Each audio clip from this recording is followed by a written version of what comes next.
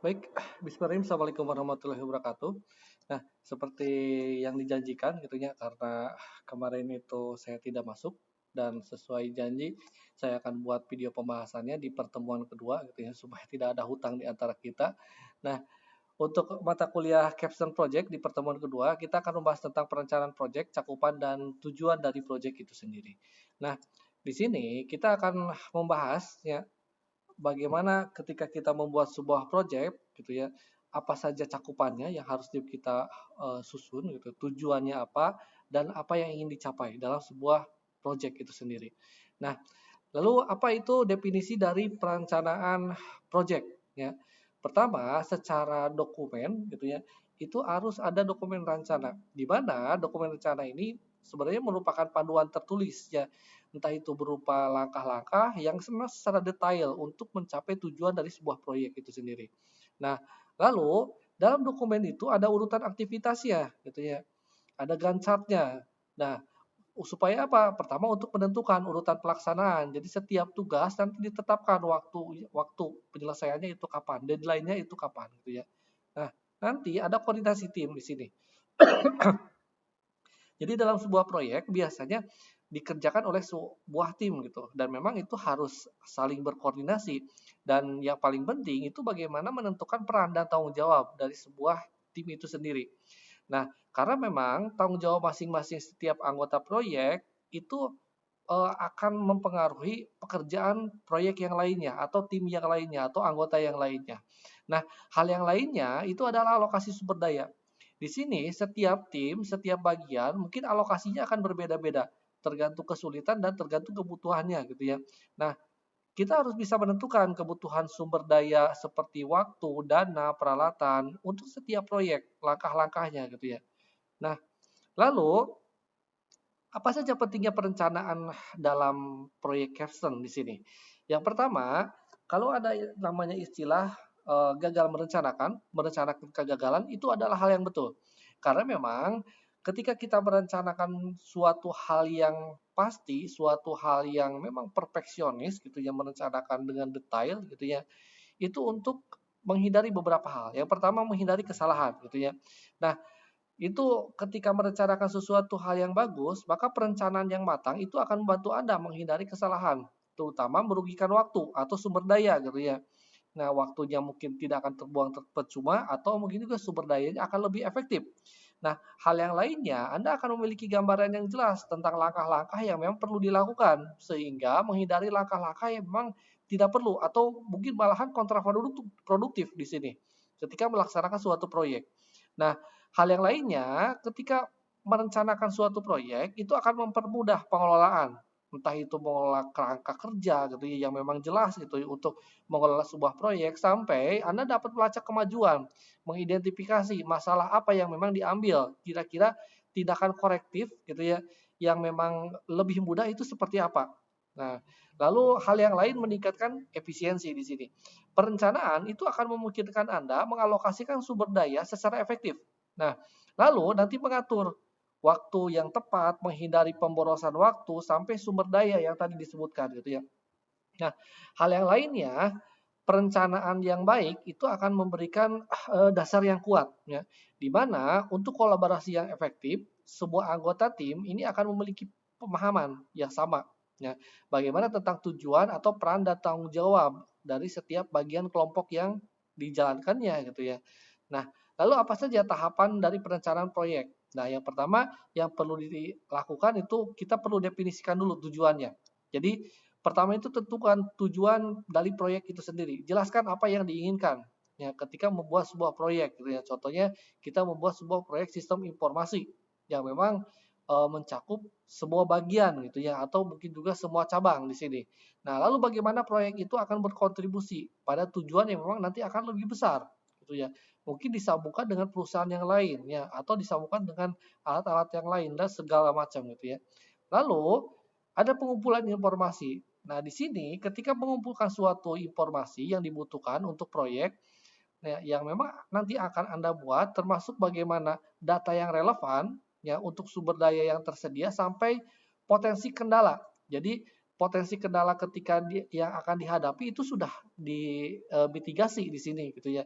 Karena kita sudah disiapkan gitu. Apabila terjadi kendala di dalam suatu proyek, ini yang terjadi akan seperti ini gitu ya. Kemungkinan yang akan terjadi kendalanya akan seperti ini. Kita sudah persiapkan di sana. Lalu identifikasi dulu, identifikasi juga stakeholdernya. Jadi kenali semua pihak yang nanti akan terlibat dalam sebuah proyek, baik internal maupun eksternal, dan petakan hubungan antara peran masing-masing dari setiap stakeholder di sini ya. Supaya apa? Supaya memperlancar suatu proyek itu sendiri gitu ya. Nah, karena memang butuh dukungan dari semua pihak, terutama pihak yang terkait di sini. Lalu buatlah timeline di sini. Jadi buat timeline untuk sebuah proyek ya, ke beberapa tahapan atau target waktu penyelesaiannya itu kapan ya. Nah, yang memang harus jelas. Nah, digunakannya contoh menggunakan Gantt gitu ya, atau mungkin kalender proyek di sini yang sering dipakai gitu ya. Tapi yang paling sering digunakan itu Gantt ya. Nah, lalu alokasikan juga sumber dayanya, tentukan sumber daya yang memang dibutuhkan ya untuk setiap proyek, termasuk tenaga, dana, peralatan sampai material. Nah, pastikan sumber daya itu memadai dan efisien, tidak berlebihan juga tidak terlalu kurang di sini. Nah, lalu evaluasi juga resiko gitu ya. Potensi tadi resiko yang kira-kira akan menghambat proyeknya. Kita mitigasi gitu ya. Nah, buat rencana mitigasinya resiko supaya ketika diatasi potensi masalahnya itu tidak akan muncul di sini. Dan hal yang lainnya supaya tidak terjadi masalah tetap kita harus lakukan monitoring dan evaluasi. Pantau kemajuan suatu proyek secara berkala, evaluasi kinerjanya sudah lancar atau tidak, sesuai rencana atau tidak gitu ya. Nah, dan lakukan juga penyelesaian yang memang diperlukan apabila terjadi hal-hal yang memang tidak diinginkan di sini gitu ya. Nah, lalu cakupan proyek dan definisi contoh. Contohnya, cakupan proyek ini adalah batasan-batasan proyek. Ya, ketika menentukan suatu apa yang termasuk atau tindakan apa yang memang dalam suatu pekerjaan itu yang akan dijalankan. Nah, cakupan proyek itu untuk mendefinisikan batasan tujuan sampai deliverable gitu ya yang memang harus dicapai di sini. Contohnya cakupan proyek itu seperti pengembangan aplikasi atau pembuatan website. Cakupannya itu sampai mana websitenya, fiturnya apa saja gitu ya. Nah, lalu sampai desain logo gitu ya dan sebagainya. Itu macam-macam. Nah, lalu bagaimana kita mendefinisi cakupan yang jelas? Ya, ada tahapan-tahapannya gitu ya. Jadi ketika kita membuat ya cakupan yang jelas, kita harus kenali dulu gitu ya. Yang pertama ada pengacu pada batasan proyek. Jadi tentukan apa yang memang termasuk dan tidak termasuk dalam proyek yang akan kita kerjakan. Lalu, identifikasi juga kebutuhan, tentukan apa yang ingin dicapai dalam sebuah proyek tersebut. Nah, batasan proyek itu yang paling penting. Jadi tentukan batasan proyek yang secara jelas gitu ya, supaya kita tidak melebar ya. Atau akhirnya ketika melebar itu adanya terjadi pemborosan waktu, malah pemborosan dana di sini. Nah, lakukan, tentukan juga ruang lingkupnya. Jadi definisikan ruang lingkup termasuk dalam sebuah proyek. Contohnya ini tingkat kabupaten, ya udah ruang lingkupnya segitu gitu ya. Atau mungkin tingkat perusahaan saja. Nah, dan yang lainnya. Nah, lalu ada eksklusi di sini. Jadi tentukan apa yang tidak termasuk dalam sebuah proyek dan itu tidak boleh dikerjakan gitu ya. Atau tidak boleh overlapping. Nah, cakupan yang jelas di sini akan menghindari kebingungan sampai memastikan bahwa proyeknya atau tahap terarah dan efisien di sini.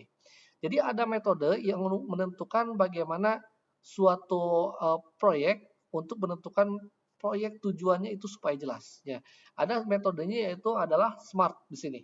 Jadi ada specific, measurable, ya, achievable, relevant, and time bound di sini.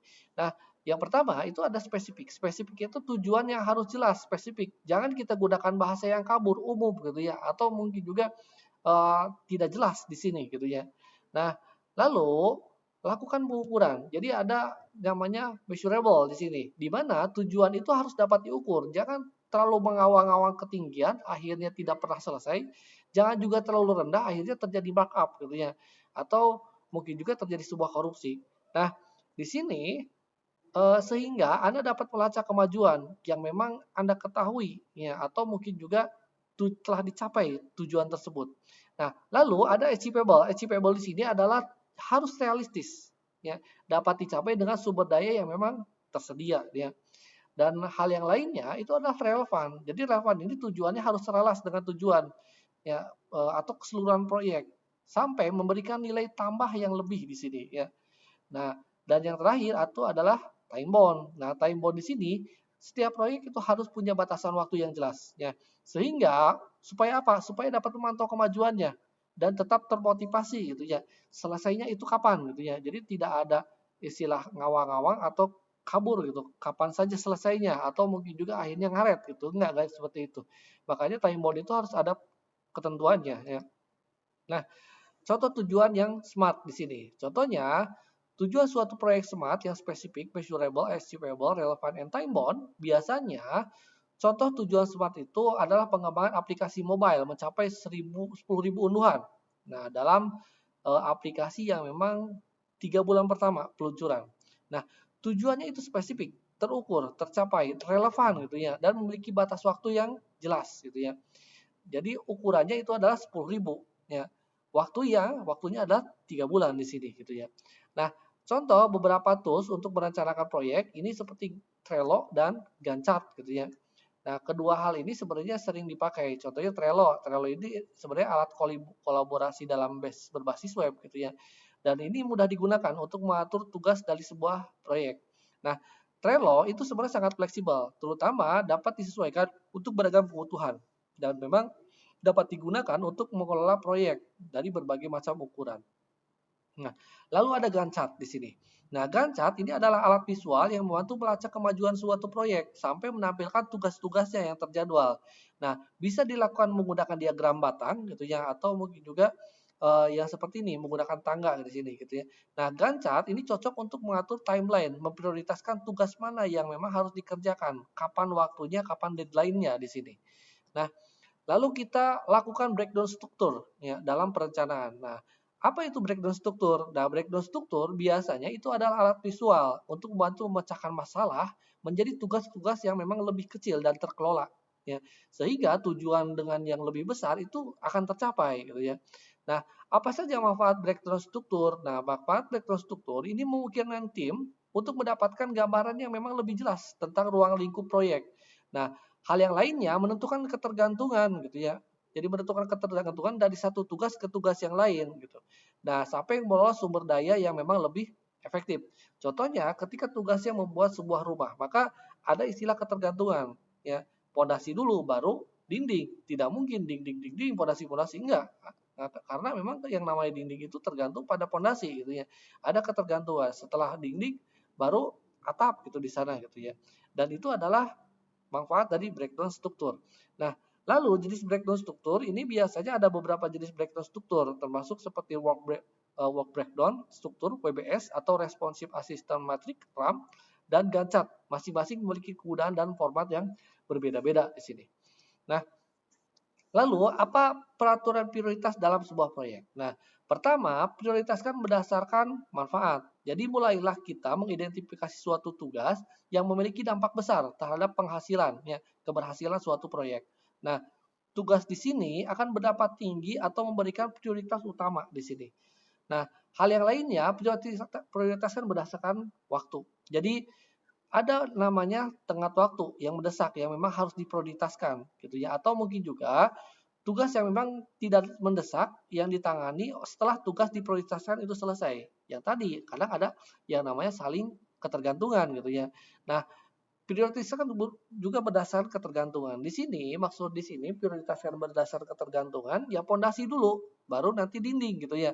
Nah, tugas ketergantungan di sini ini adalah penyelesaian tugas di mana yang lain harus diprioritaskan sesuai dengan ketergantungan, sesuai dengan urutannya. Nah, tugas yang dapat berketergantungan ini ada pada tugas yang memang yang lain gitu ya, yang kira-kira yang lainnya dapat fleksibel, tapi yang ini akan menjadi paling penting, maka dibuatlah tugas berketergantungan gitu ya. Lalu prioritaskan berdasarkan risiko di sini. Nah, tugas yang berisiko tinggi harus diprioritaskan untuk meminimalkan potensi masalah yang akan terjadi di kemudian hari. Nah, tugas dengan resiko yang rendah itu bisa ditangani setelah tugas prioritasnya sudah diselesaikan di sini gitu ya. Lalu bagaimana kita mengidentifikasi stakeholder? Yang pertama, kita tentukan dulu tim pengembangnya. Ya, tim pengembang ini terdiri dari berbagai macam bagian. Ada contohnya ada programmer, ada desainer, ada manajer proyek. Nah, Masing-masing itu bertanggung jawab atas pelaksanaan proyek ya. Nah, lalu ada pemangku kepentingan internal. Contohnya seperti apa? Contohnya seperti manajer atau staf terkait gitu ya di dalam departemen yang akan kita aplikasikan suatu sistem informasinya atau mungkin juga berperan dalam pengambilan keputusannya gitu ya. Nah, lalu ada pemangku kepentingan eksternal. Contohnya seperti klien, vendor atau regulator atau mungkin juga yang memang orang yang mempengaruhi proses ya atau keberhasilan suatu proyek di sini. Dan yang terakhir adalah pengguna akhir di sini. Nah, stakeholder pengguna akhir di mana pihak yang memang akan menggunakan hasil dari proyek ini dan tanggapan mereka tentang pentingnya nilai proyek sampai keberhasilannya gitu ya. Nah, lalu bagaimana pembagian tanggung jawab dalam sebuah proyek? Kita tentukan dulu peran dan tugas masing-masing. Tupoksinya kita tentukan. Nah, tentukan peran tugas masing-masing anggota dengan jelas gitu ya. Pastikan setiap orang itu memahami tanggung jawab dan bagaimana kontribusi mereka ya terhadap kesuksesan dari sebuah proyek di sini. Nah, jadi kita juga bisa melakukan pembuatan matrik tanggung jawab ya, matrik responsibility di sini. Di mana kita bisa membuat racimetrik. Nah, racimetrik ini adalah buat matrik tanggung jawab. Jadi mencantumkan tugas setiap orang ya yang bertanggung jawab dan menghasilkan tanggal jatuh temponya itu kapan, deadline-nya itu kapan ya. Nah, nanti akan membantu memastikan bahwa setiap tugas itu dikerjakan oleh orang yang tepat dan waktu yang memang sudah ditentukan. Contohnya ada istilah RACI. RACI itu adalah responsibility ya atau yang bertanggung jawab di sini. Terus ada accountable ya, bagian yang menghitung gitu ya atau konsultan ya atau yang baik konsultasi saja atau mungkin juga informan atau yang memberikan masukan di sini gitu ya. Contohnya project manager itu akan memberikan informan gitu ya terhadap fungsi dari estetik dari sebuah sistem informasi di sini. Nah, dan seorang project manager itu harus mengetahui rincian biayanya, entah itu dari performanya, bagaimana desainnya, eksekusinya seperti apa, itu harus akuntabel di sini. Nah, akuntabel di sini bukan cuma dari biaya saja, sampai dari proses teknis juga sama. Nah, lalu ada upfront construction, ya ini adalah bagaimana seorang project manager itu sama menjadi informan juga gitu ya. Nah, dan hal-hal seperti ini bisa ditampilkan, dibuat suatu raci matriknya gitu ya. Nah, lalu bagaimana kita mengidentifikasi resiko dari perencanaan? Pertama, resiko itu adalah faktor yang memang bisa berdampak negatif dalam sebuah proyek gitu ya. Nah, identifikasi resiko itu penting, terutama untuk meminimalisir dampak yang akan terjadi di kemudian hari. Nah, pertama, kita lakukan analisis lingkungan, yang AMDAL bisa gitu ya. Nah, kita identifikasi ancaman dari lingkungan eksternal maupun internal gitu ya ketika kita membuat sebuah proyek. Lalu kita identifikasi juga resikonya, buat daftar resiko yang mungkin akan terjadi ketika kita membuat sebuah proyek ini gitu ya. Apakah dari lingkungannya, apakah mungkin dari orang sekitarnya atau mungkin juga dari ormas dan segala macam dan itu kita tentukan resikonya di sana. Lalu ada analisis dampak juga, bagaimana evaluasi potensial dari setiap resiko di sini ya. Jadi dampaknya apa yang akan terjadi ketika terjadi resiko ini gitu ya, resiko bencana alam atau resiko apa gitu ya. Nah, tentukan juga rencana penanggulangannya, tentukan strategi untuk mengatasi setiap resiko. Ya. Jadi ketika terjadi penanggulangan alam terjadi suatu bencana alam bagaimana resiko yang harus ditangani resiko tersebut gitu ya. Mitigasinya itu seperti apa gitu ya. Nah, lalu pantau risikonya, pantau risiko yang memang secara berkala supaya menyesuaikan rencana ya. Nah, teknik ini diidentifikasi meliputi brainstorming atau bisa juga menggunakan analisis SWOT ya atau Delphi method atau menggunakan probabilitas yang lain gitu ya, kemungkinan-kemungkinan yang lain yang memang dampaknya itu akan berbeda-beda gitu ya. Lalu estimasi juga sumber daya di sini. Jadi estimasi sumber daya biasanya ini adalah untuk mentransferkan aset ya. Jadi untuk menjelaskan suatu proyek, estimasi sumber daya itu melibatkan identifikasi penilaian jenis sumber daya yang dibutuhkan. Entah itu berupa tenaga kerja, peralatan, material, bahkan mungkin juga keuangan. Contohnya, jenis sumber daya tenaga kerja. Nah, estimasi kualitasnya itu membutuhkan 5 orang. Ya, keterangannya pengembangan, desainer, manajer proyek gitu ya. Nanti peralatannya itu membutuhkan apa saja, materialnya apa saja, keuangannya apa saja gitu ya. Dan itu diestimasikan semuanya gitu ya. Nah, Lalu ada studi kasus perencanaan proyek dari sistem informasi. Nah, sebagai contoh, kita akan membahas bagaimana perencanaan proyek pengembangan sistem informasi untuk membuat suatu restoran. Nah, restoran ini akan memiliki sistem pemesanan online di mana meningkatkan efisiensi dan layanan pelanggan. Nah, perencanaan proyek ini akan melibatkan penetapan tujuan, cakupan, tahapan, sampai pengembangan serta identifikasi stakeholder. Ya. Sampai nanti ada resiko atau sumber daya yang diperlukan untuk menentukan sistem online di sini gitu ya. Nah, lalu bagaimana cara kita merevisi perencanaan jika kita dibutuhkan gitu ya. Nah, yang pertama, perencanaan proyek ini mungkin perlu direvisi. Nah, jika terjadi perubahan yang memang signifikan, contohnya misalnya ada perubahan dari ruang lingkup proyek, ketersediaan sumber daya, atau mungkin juga perubahan prioritas gitu ya. Nah, yang pertama harus dilakukan, pertama ada evaluasi. Tentukan juga dampak perubahan terhadap rencana. Nah, identifikasi juga tentukan bagian rencana apa yang memang perlu direvisi. Nah, revisi juga ubah rencana yang sesuai dengan perubahan sampai komunikasikan, beritahu sebuah stakeholder mengenai perubahan tersebut supaya tidak terjadi miskomunikasi. Nah, setelah merevisi rencana, ini penting berkomunikasikan perubahan kepada setiap stakeholder karena memang stakeholder ini perlu memahami alasan dibalik perubahan itu dan bagaimana perubahan itu akan mempengaruhi suatu proyek yang akan dijalankan, gitu ya. Nah, kita ambil contoh. Nah, ambil contoh studi kasus revisi perencanaan proyek di sana. Nah, perencanaan proyek itu bisa berubah selama proses pengerjaannya. Contohnya revisi penggunaan eh, revisi yang diperlukan untuk memastikan proyek itu tetap sesuai tujuannya. Nah, revisi itu disebabkan oleh perubahan kebutuhan atau keterbatasan sumber daya atau mungkin juga faktor eksternal yang memang tidak memungkinkan untuk dihindari gitu ya. Nah, contohnya perubahan kebutuhan klien ya, kebutuhan klien itu awalnya A tiba-tiba jadi B. Mau tidak mau itu harus ada perubahan gitu ya. Atau menemukan kendala teknis gitu ya.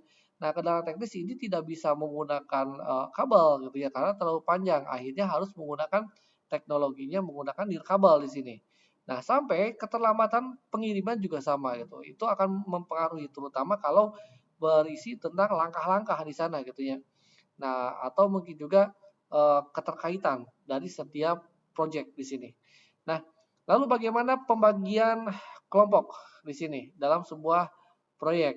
Nah, pertama kita tentukan dulu ya, tentukan dulu keahliannya. Contohnya kita membutuhkan software programming. Itu berapa orang? Ada 4 orang, kelompok satu, kelompok dua. Lalu ada security system, ada 12 orang, ya 1, 2, 3, 4 gitu ya. Lalu ada digital transformation intelijen ya ada 4 orang dan sebagainya gitu ya. Nanti itu kita tentukan ya.